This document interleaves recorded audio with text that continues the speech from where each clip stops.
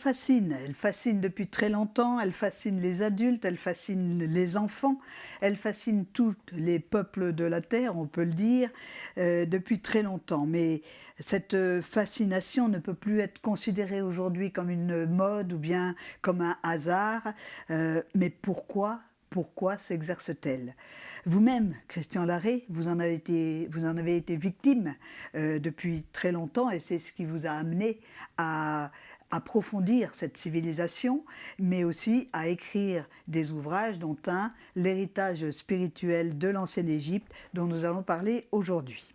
Dès le début de votre ouvrage, vous citez un égyptologue, Jean Capart, qui dit, je cite, « On connaît tout de la religion égyptienne, sauf son âme ».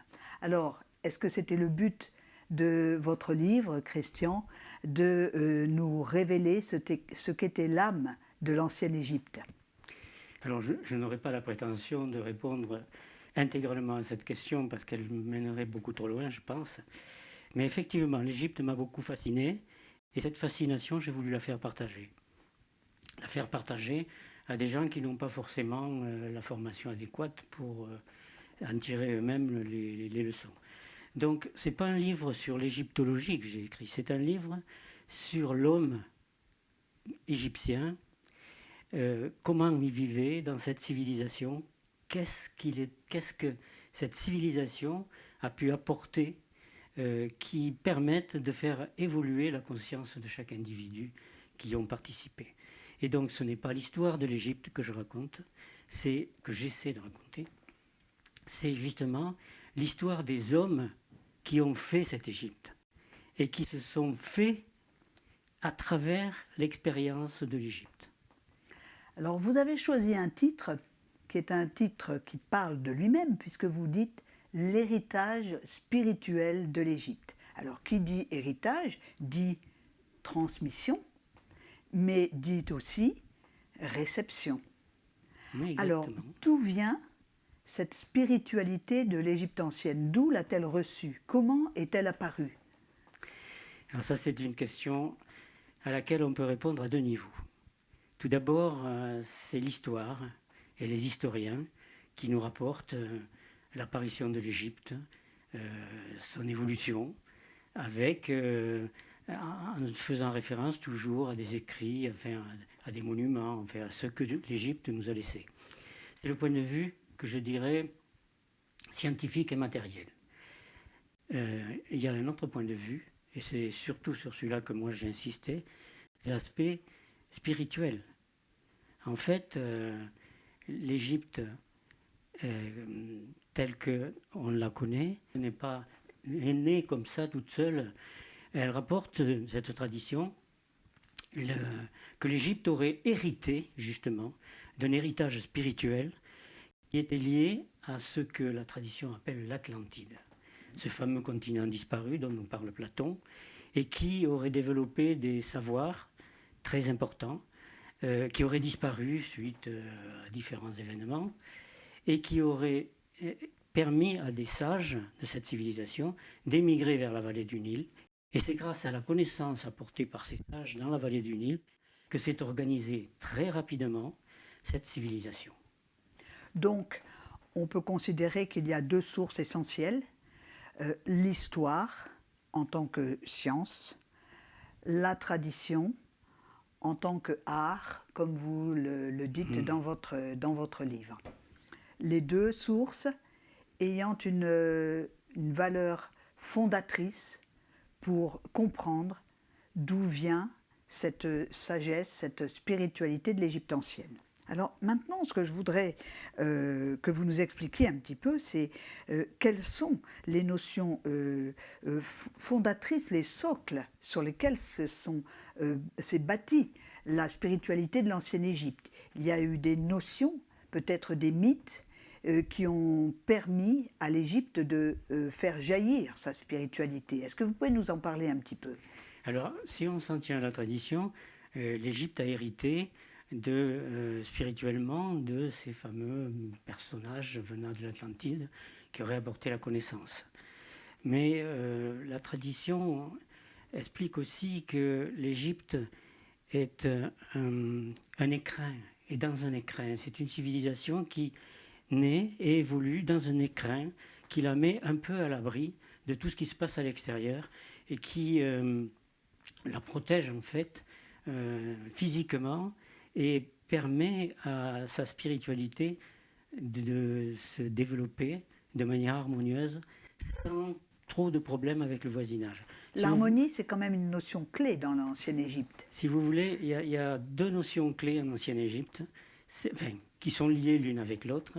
C'est d'une part l'harmonie, bien sûr, et d'autre part l'opposition ordre-chaos. La pensée de base des anciens Égyptiens, c'était que la création du monde est la mise en ordre d'un chaos originel. Et pour aller plus loin, cette organisation du chaos originel est incarnée par une déesse que l'on appelle la déesse Maat et qui représente l'harmonie. Et cette notion-là, elles vont être extrêmement importantes parce que c'est à partir de là que la conception même de la vie en Égypte va s'ériger et même la conception du pouvoir, puisque le pharaon va se considérer comme étant l'intermédiaire qui doit faire régner justement cet ordre sur terre. Alors exactement, le rôle du pharaon, il faut remonter très loin dans l'histoire pour avoir une idée de son origine. Et là, je vais parler de l'histoire, pas de la tradition. Selon l'histoire, il existait dans la vallée du Nil différentes tribus vivant à des petits groupes humains vivant le long de la vallée sans forcément des liens particuliers. Quand ces groupes vont s'organiser petit à petit, vont se rencontrer, vont fusionner et donner naissance à une civilisation d'une certaine manière qui va s'établir dans le nord et une autre qui va s'établir dans le sud. Puis viendra un moment où il y aura rencontre plus ou moins harmonieuse de ces deux civilisations et ça va donner naissance à l'Égypte. Mais sur le plan de la tradition, ces sages vont donner une impulsion qui va permettre donc d'organiser le chaos, d'ouvrir le royaume de Maat. Et cette impulsion va se perpétuer tout au long du temps et de la civilisation égyptienne par une espèce de, je dirais, pas une spirale, une courbe avec des hauts et des bas. Les hauts permettront l'éclosion d'une civilisation d'un très haut niveau, qui va commencer avec l'Ancien Empire. Et puis, il va y avoir des périodes tristes, des périodes de démolition, ce sera les bas. Et ainsi de suite. On va voir que dans la civilisation de l'Ancienne Égypte, les hauts commencent par l'Ancien Empire. Ensuite, on a une première période intermédiaire où tout ce qui était acquis à l'Ancien Empire semble perdu. Mais on a un renouveau suivant, c'est le Moyen Empire, où on a l'impression de renouer et de reconstruire tout dans l'harmonie. De nouveau, la civilisation va s'effondrer et on aura la naissance du Nouvel Empire, qui est la plus belle période pour l'Égypte ancienne. À travers cette évolution, c'est la conscience humaine qui évolue. On se rend compte que les premiers pharaons étaient un peu, si je devais prendre une image, c'était un peu comme une ruche ou une fourmilière. C'est-à-dire qu'il y a la reine, qui est indispensable à la survie de la fourmilière ou de la ruche, et puis il y a les ouvrières qui collaborent à la survie de la colonie en protégeant et nourrissant la reine. Eh bien en Égypte c'est un peu pareil. Pharaon, c'est considéré comme le roi. Il est comme le roi, il est l'héritier donc de ces sages du passé. Et il a pour rôle de protéger l'Égypte contre tout ce qui pourrait arriver, et notamment confirmer la crue du Nil au bon moment, au bon niveau. C'est son rôle. Et donc, en tant que pharaon, il est l'héritier du pouvoir divin, et il est, dans l'Ancien Empire, considéré comme un dieu sur terre. Il va y avoir des rites qui vont apparaître, des mythes qui vont apparaître. Quels sont, selon vous, les mythes déjà qui sont apparus en ancienne Égypte et qui sont les plus importants? Alors, le plus important, à mon avis, c'est la Genèse, que l'on va retrouver dans l'Ancien Testament d'ailleurs. La Genèse égyptienne on ne construit pas le monde à partir de rien. Car le néant ne peut donner naissance à quelque chose. Ça veut dire qu'à l'origine, selon leur conception, il y avait une espèce de chaos indéfini. On n'arrive pas à le définir, on le définit simplement à l'envers, c'est-à-dire en disant ce qu'il n'est pas. Il n'est pas la vie, il n'est pas la lumière, il n'est pas le son, il n'est rien du tout. Il est le chaos. Et ce chaos, à un moment donné, va être animé et mis en ordre de différentes manières en fonction du temple dans lequel on se trouve. Par exemple, à Héliopolis, on va considérer que c'est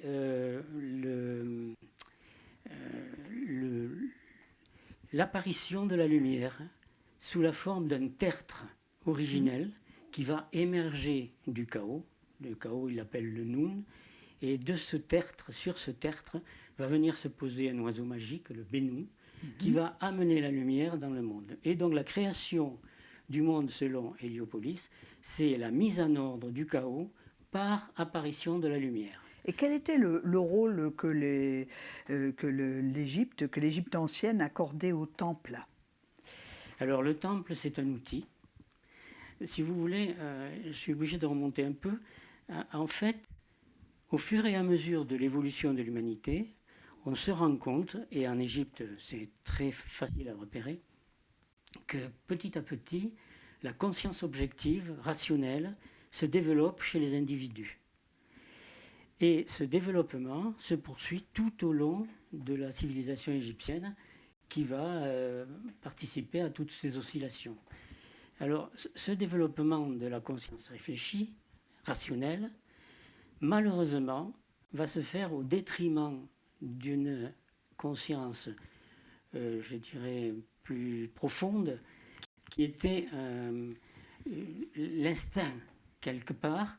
L'homme qui se développe va perdre sa sensibilité progressivement. Est-ce que ça veut dire qu'il va s'éloigner de la nature? Alors, le but de l'Égypte, c'était de rester au plus près de la nature. Oui, justement. Mais pour ça, il fallait avoir une certaine sensibilité. Et au fur et à mesure que va se développer la rationalité, ils vont perdre en sensibilité. Et on va voir petit à petit s'éloigner de la nature, malheureusement. Et notre monde moderne est le résultat de cet éloignement progressif qui conduit à un matérialisme forcené. Quel était le rôle des symboles dans l'ancienne Égypte? Alors les symboles sont, si vous voulez, les sages, à l'origine, ont eu des expériences qu'on appellerait des expériences mystiques, des visions, et leur rôle, c'était de transmettre ces choses-là. Or, transmettre une expérience mystique avec des mots, c'est très difficile, voire impossible. Alors, ils ont choisi une méthode beaucoup plus simple. Cette méthode, c'est la symbolique. Donc, leur expérience, ils ont essayé de la traduire en symboles, et ces symboles parlent à tous. Alors, ils ne parlent pas forcément ouvertement, mais ils suggèrent quelque chose, et donc c'est une façon de transmettre la tradition, de transmettre les connaissances de la tradition. Le symbole n'est pas là pour cacher, pour voiler, il est là au départ pour révéler. Dans votre livre, vous dites à un moment donné, l'univers imaginaire n'est pas né, comme le prétend la psychologie moderne, d'un simple besoin de se rassurer face aux phénomènes naturels qui suscitent la crainte. Il est né de l'aspiration profonde qui repose au fond de l'âme, comme l'affirment notamment les Rosicruciens. Oui, alors déjà, il faut admettre que notre monde visible et sensible n'est pas le seul. Il faut admettre que derrière ce monde, et les Égyptiens admettaient tout à fait ça, derrière ce monde sensible, derrière ce monde physique, il y avait un autre monde, un monde divin, et que la cause de tous les phénomènes terrestres se trouvait dans ce monde divin. Et donc, il était important de conserver ces connaissances. C'était là où il y avait le monde des archétypes. Voilà. Alors, le monde des archétypes, c'est difficile à traduire. Disons que la définition qu'on peut en donner dans la vision égyptienne, la définition qu'on peut donner de l'archétype, c'est un modèle de forme. Autrement dit, on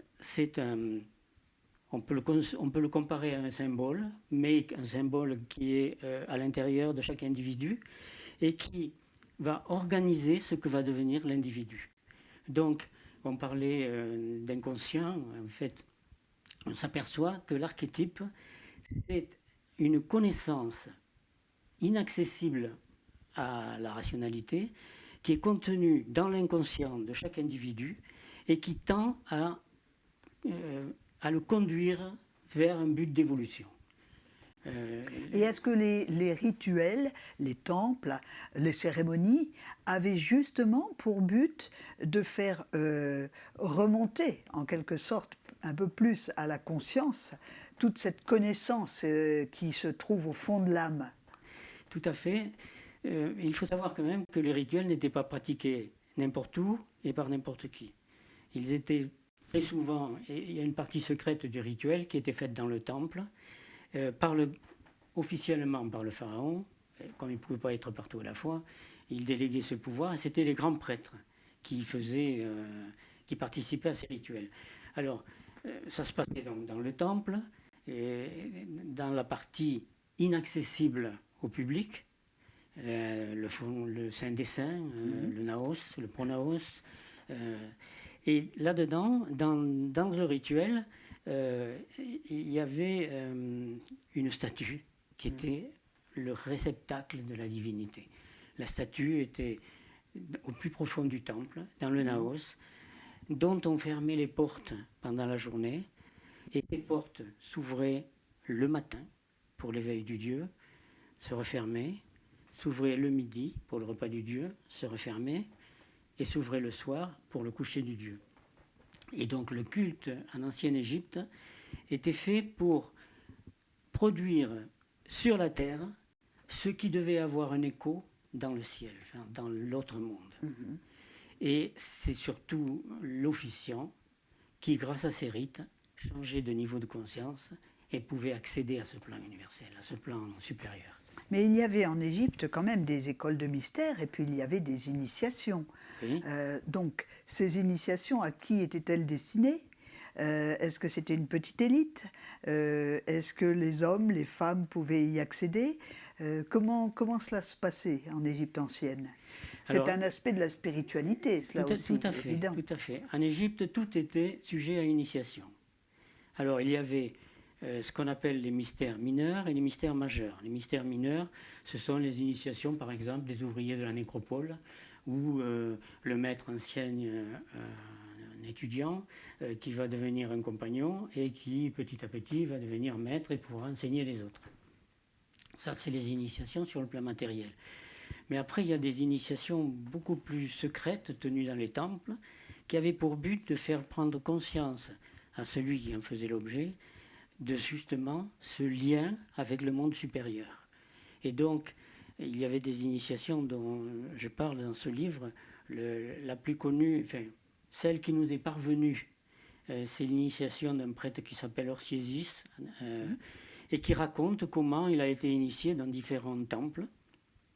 Et on s'aperçoit que l'initiation la plus importante pour lui, c'est celle d'Abydos, dans l'Osirium, qui nous reste aujourd'hui.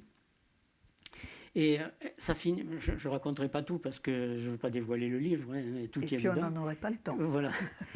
Et donc se termine, je vais dire la fin quand même, l'initiable, après un certain nombre d'épreuves qui l'ont mis dans un certain état d'esprit, l'initiable est amené dans une pièce où il y a un tombeau, un sarcophage. Il est mis dans le sarcophage, le couvercle est fermé, et on lui laisse toute une nuit, pour l'aider à réfléchir à d'autres niveaux, des drogues dont les Égyptiens avaient une connaissance parfaite. Et le texte, qui est conservé dans le papyrus de Leyde, qui est très connu, le texte nous dit « Ce sommeil va lui permettre de voir le Dieu en songe. » Et donc, ça va être pour lui une ouverture sur le monde supérieur. L'homme qui est rentré dans le temple et l'homme qui ressort du temple n'est plus le même homme. Et l'initiation, c'est ça. C'est ce qui permet de franchir un cap. Et là, c'est un cap vers la spiritualité. Alors, puisqu'on parle d'initiés, on peut supposer que tous les pharaons étaient des initiés. Y en avait-il qui ont été des initiés plus grands que d'autres, et lesquels, à votre avis? On fait référence à toutes nos histoires et on fait surtout référence à Akhenaton, donc Amenhotep IV de la 18e dynastie, qui est reconnu par les égyptologues aussi aujourd'hui pour avoir introduit la notion de Dieu unique. Notion d'ailleurs que certains emporteront bien et exporteront bien au-delà de l'Égypte. Donc ce pharaon, on l'appelle le pharaon mystique. Donc il avait très certainement eu une expérience spirituelle, une révélation, quelque chose comme ça, qui lui a permis de concevoir cette idée du Dieu unique. Et il a voulu la faire partager. Parfois, pas toujours adroitement, disons même maladroitement. Malheureusement, ces idées, ces si belles idées, n'ont pas survécu directement en Égypte, mais elles ont été exportées vers le Moyen-Orient et on les retrouve quelque part. Et je citerai le psaume 104. Ce texte parle donc du tout roi et de l'homme. Il parle surtout de l'harmonie entre les hommes, d'une part, mais surtout, par rapport aux anciennes croyances, il parle du peuple choisi, mais il ne parle pas de l'Égypte en tant que peuple choisi, il parle de l'univers entier, et il inclut même les animaux. Donc on l'appelle le pharaon mystique, Akhenaton. Au jour d'aujourd'hui, puisque l'on parle d'héritage spirituel de l'ancienne Égypte, quels sont, selon vous, les éléments fondamentaux de ce qu'a apporté cette civilisation égyptienne qui pourrait nous servir dans le monde d'aujourd'hui? Je crois que le point le plus important et le point central de la civilisation égyptienne, c'est Maat, autrement dit l'harmonie. Quand on voit notre monde aujourd'hui, on se dit que ce serait pas mal si on pouvait cultiver si on pouvait chacun avoir une petite Maat dans nos bagages. Et surtout, si le monde entier pouvait se bâtir sur des principes tels que Maat, autrement dit tels que les Égyptiens définissaient l'harmonie universelle. On en a bien besoin. Et je pense que ce n'est pas la peine que j'en rajoute là-dessus. Tout le monde comprend que ce concept est vraiment le plus important dans la civilisation et dans l'évolution de la pensée humaine. D'où l'utilité de lire votre livre, de le découvrir, de découvrir toute la richesse spirituelle qu'il y a dans cette civilisation égyptienne, richesse toujours vivante en fait, si nous savons l'utiliser. Je dois signaler que ce livre était paru en 1998 et qu'une nouvelle refonte complète est faite en 2024. Le livre doit paraître fin de l'année 2024. Est-ce que vous pouvez, en quelques mots, nous dire sur quel point vous avez apporté des compléments, je dirais, par rapport au livre initial? Bon, d'abord, il y a 25 ans. Et j'ai changé un peu de regard sur l'Égypte ancienne parce que j'ai continué à travailler. Et surtout, l'Égypte, dans la pensée des égyptologues, a évolué elle aussi. En quoi votre regard a changé?